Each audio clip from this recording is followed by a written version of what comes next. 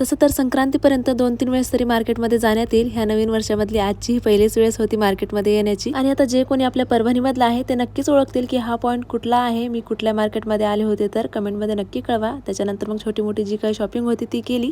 सोबत थोडंसं रिफ्रेशमेंट म्हणून इथे ज्यूस घेण्यासाठी आलो होतो ज्यूस सेंटरवरती. प्रक्षिताला आईस्क्रीम दिसली तर तिने आईस्क्रीम स्वतःसाठी मागवली. त्याच्यानंतर मी माझ्यासाठी इथे मिक्स ड्रायफ्रूट ज्यूस मागवलं आणि प्रक्षिताचा स्वतः आणि दुसऱ्यांच्या याच्यावर पण नजर असते. त्याच्यानंतर इथे जो पार्क आहे त्याच्यामध्ये प्रक्षिताला जायचं होतं, पण तिच्या मनासारखं स्लाईड वगैरे इथं काही नव्हतं. मग काय तिथून लगेच कल्टी मारली आणि घरी आलो. घरी आल्याच्या नंतर मग रात्रीच्या स्वयंपाकामध्ये सिंपल अशी आलूचे जे चकते असतात ना त्याची भाजी बनवली होती. वरण भात भाजी पोळी. पण त्याच्यातही लेकरांना एखाद्या वेळेस असा ट्विस्ट हवा असतो. त्याच्यामुळे एक चपाती घेतली, त्याला सॉस लावला आणि जी भाजी बनवली होती ती टाकली.